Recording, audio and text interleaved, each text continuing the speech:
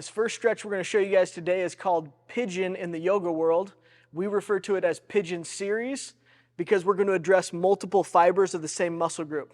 Now, we describe the musculature of the hip as if it looks like a Chinese fan. It originates from one single point, and then it's going to open up into a wide variety of different angles. It's physically impossible to stretch all the different fibers with one position if there's multiple angles. So what we'll show you is basically the initiation of what is a very effective stretch in the form of pigeon pose. And then how do we work through the rest of the tissue in order to create more hip flexibility and also ways that we can decompress the back, especially when it's flared up. So Jake, what we're going to do, we're going to start with our hands and our knees. First position, you're going to take your right knee and put it between both of your palms. Perfect, just like that. In this position, you're now going to take that same top right leg and you're going to tuck it underneath. Now, from here, we're going to go to our elbows and you're going to drop your chest down toward that top knee. So this position, Jake, you should feel a majority of your weight is on that top right leg. Do you feel it? Now, elbows are going to be stabilized. In this position, we should be extremely comfortable.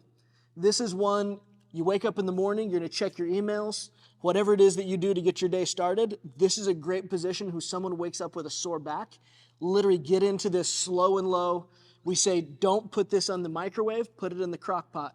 Low heat, long duration stretching is much more effective, especially when it's associated with painful tissue and or when there's posture muscles that connect to the spine. We want to make sure that we're low and slow. So initial position is here. Jake, take note. If you take a deep breath in, you'll feel some pressure in that abdominal cavity, and then you can exhale out and even hang that head down. That tension load right there coming through the low back and primarily through your right hip, almost where like your jean back pocket is. Do you feel it? Now, this is kind of the origination of a typical pigeon pose, right? Now, to get through the rest of those fibers, what we're going to start to do is rock that hip to the right and then come back up to the top. That's perfect.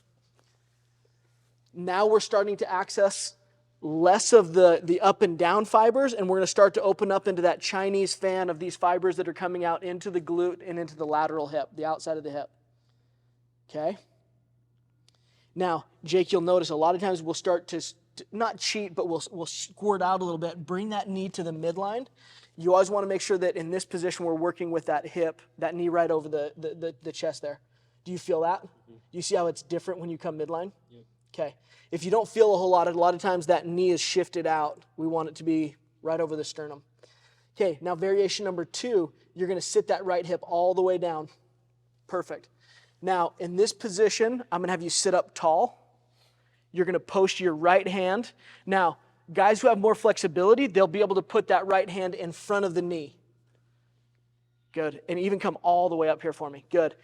Now, a lot of times people will be concerned with this back left leg. This is not part of the tissue that we're addressing. So if we need to bring the knee forward, if we need to bend, anything we can do to get that left leg out of the way, we can focus on the right. Now, next variation is you're going to take your chest and put it down toward your big toe. So if Jake were a clock, we'll say he initiated his movement at 12, and now we're shifting out to like 9 o'clock to his left. Jake, what do you feel? Stretch. Pretty good stretch. Now, you'll notice when his right arm is bent, this is going to be primarily hip and glute. You feel more in that glute area, right? Now, I mentioned how we can decompress or to stretch the spine. If you lock your right elbow straight and still bring your chest down, almost like you're doing a tricep push-off, you can create some tension in your low back on the right side. Can you feel that? Yep. This is anyone who has traction or decompression therapy of their back. This is creating that same opening, decompressing force. The only difference is it's only one side and not both. So extremely effective. Now, slow and low, we don't get too crazy. Couple variations.